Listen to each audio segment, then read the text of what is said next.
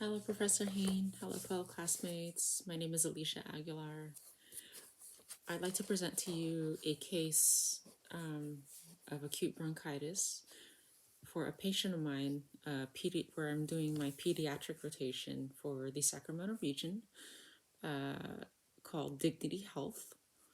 I've had a pleasure of meeting a lot of patients and their parents. However, this particular one really hit only because as a parent, you know, it was just very touching.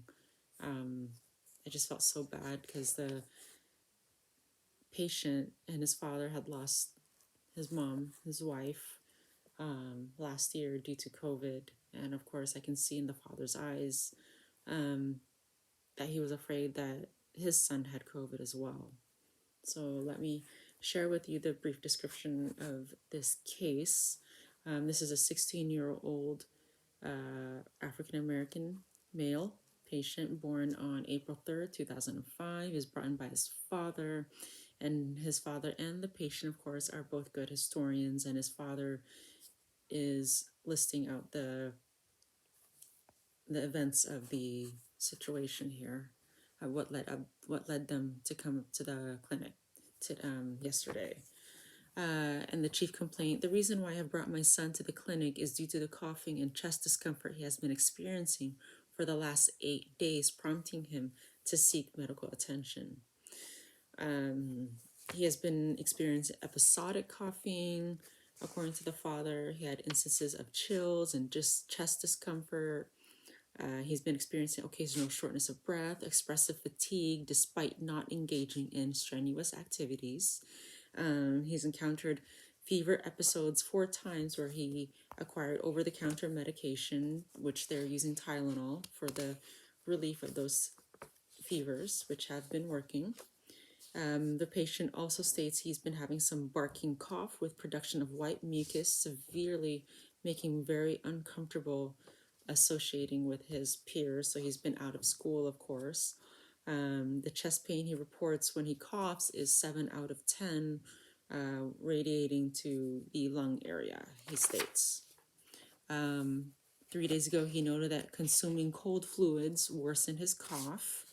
The patient has a medical history of only GERD and being overweight, which he was diagnosed with being obese from his primary care pediatric physician 6 months ago. And according to the patient, the 6-year-old has been adhering to exercise and diet guidelines that was provided by his primary care health caregiver. No history of any surgical or hospitalizations. His immunization, he has received the COVID vaccine, which was 2 weeks ago, I guess. And then he's also up to date with all his immunizations, his boosters, his tetanus booster. He will, as he states, will be receiving the flu vaccine this year when he's better. And he did receive it last flu season as well. No medication allergies. He does have allergies to milk and peanuts, which he does avoid. He's not on any medications except for Tylenol.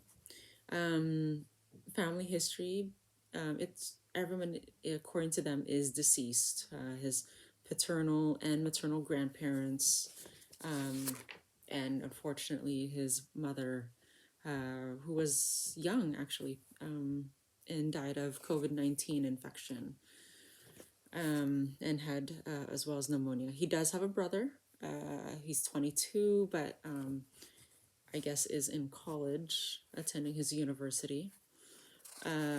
Social history, he doesn't drink. He denies drinking, smoking. His father, however, does smoke a pack of cigarettes every day, who has been trying to quit, he says, but does not smoke around his son. Diet, exercise, and caffeine. He does not consume caffeine or sodas or high sugar drinks since he was diagnosed 6 months ago with obesity, being overweight. He has been really adhering, according to his father, to a lean diet and good exercise. His father maintains gun safety by locking ammunition separately and having a designated smoking zone. So, according to the son, he has no exposure to toxic chemicals or anything in the homestead. Um, he demonstrates self control, values, has leadership roles in both his school and his church, has no reported cases of indiscipline either at his community level. He loves school, he says. The brief review of system, he does admit to fatigue, general body weakness, chills, and fever. He denies any unintentional weight loss, drowsiness, or dizziness. The only review of system that is abnormal is his respiratory. He admits to coughing, chest discomfort, and pain, and some shortness of breath. Vital signs were all normal. He is, of course, 5'7", who weighs about 178, which brings his BMI to 27.9, which puts him in the 91st percentile in the overweight range for his age, according to the BMI. General survey, looking at my patient yesterday, he was sitting on my examination table, very observant and responsive, coughing severely. That did sound like a barking cough. Was in a distressing condition when he was coughing, but he did seem well nourished and developed appropriate for his age. During the examination, the only thing I noticed was the respiratory. When he was coughing, there was some white phlegm, slight shortness of breath, sometimes with speaking. No wheezing was heard, stridor, rhonchi, rattling sounds on auscultation. I did not see any use of accessory muscles on palpitation. Just seemed to be good there. Everything else was normal. My assessment, my primary diagnosis was acute bronchitis. The reason why, the most relevant diagnosis of this patient is this disease, considering his manifestations of fatigue, mucus production, chest pain, and discomfort, severe cough. The physical examination also reveals a flatter and lower diaphragm, which is what I noticed when he lifted up his shirt, which is pertinent feature of this disease.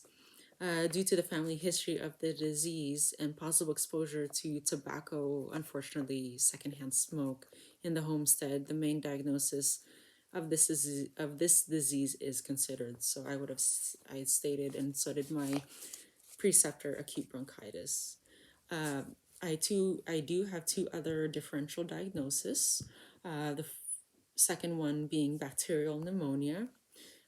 Bacterial pneumonia, of course, the occasional fever and respiratory distress manifested in the patient are common in bacterial pneumonia infections and the recent family history of the disease. However, the disease is ruled out in the diagnosis of this patient since the patient does not complain of higher fever, diarrhea, vomiting, nausea, and sweating associated with the disease. My other differential diagnosis was acute asthma. The disease is possible, this diagnosis for acute asthma in the patient due to the characteristic manifestations presented in the patient, such as dyspnea, coughing, fatigue, which are associated with asthma. Asthma is also linked with allergic etiologies, which the patient has milk and peanut allergies. However, the diagnosis of this disease is ruled out since the patient does not manifest wheezing and frequent dyspnea, which are critical features in asthma. So my main diagnosis, of course, is acute bronchitis. Laboratory tests that we did perform, we did a negative COVID test, or we did a test and it was negative for the COVID. So which, of course, the father was extremely relieved. He was so scared that he would have lost his son. I think I would too, myself being a mother, if I had lost someone dearly to COVID very recently. And really it's just him, his son, and his two sons. So he was afraid of losing another member of his family.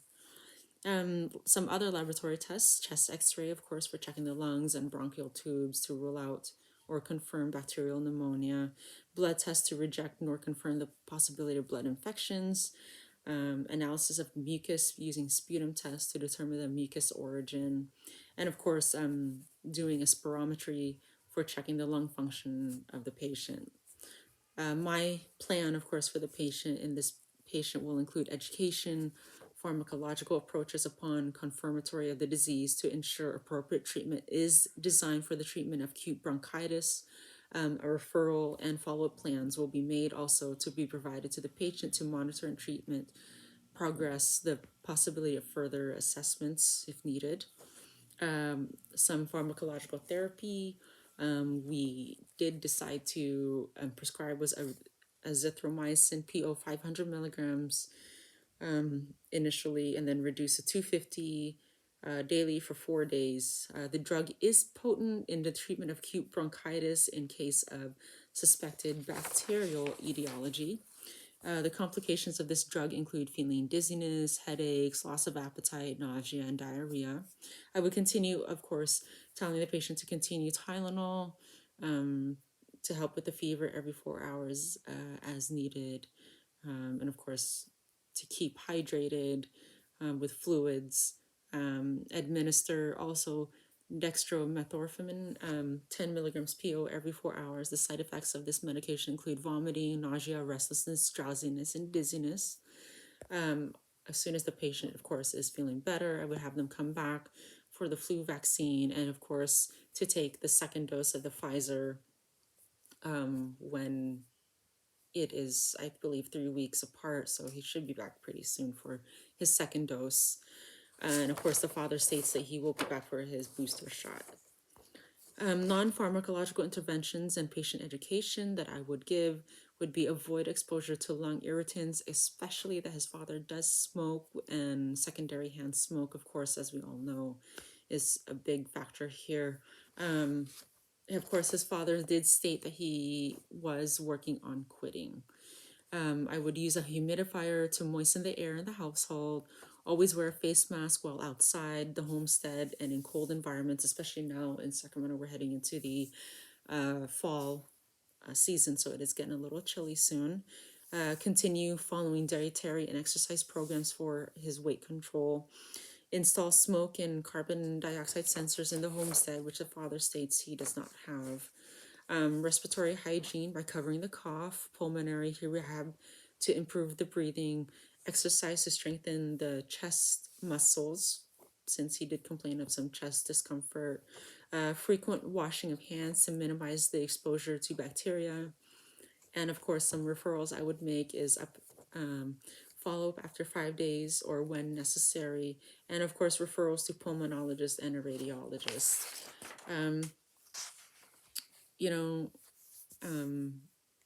My holistic approach was using Gene Watson's caring theory, of course, was asking how they felt, smiling, using laughter when it was appropriate, because I do believe, laughter is a good medicine. And if anybody ever knew me, if any of you guys knew me, I'm more of the jokester type. So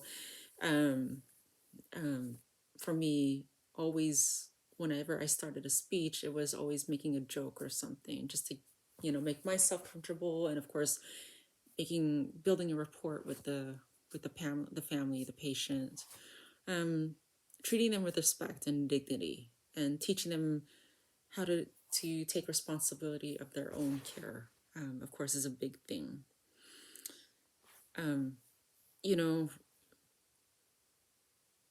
It's very different for this case, only because just looking at that father, it was just really horrifying for him to thinking that he was already going to lose his son. Oh my gosh, did he have COVID? Is what he was saying. Can we get him tested? I've tested him at home doing the home kit. And, we had to reassure him that it wasn't COVID. He was fine. He's going to get better. So I'm supposed to see this patient again, I think early next week, or sometime. He's supposed to come back to the clinic for a follow-up. So hopefully I can share with you guys the update.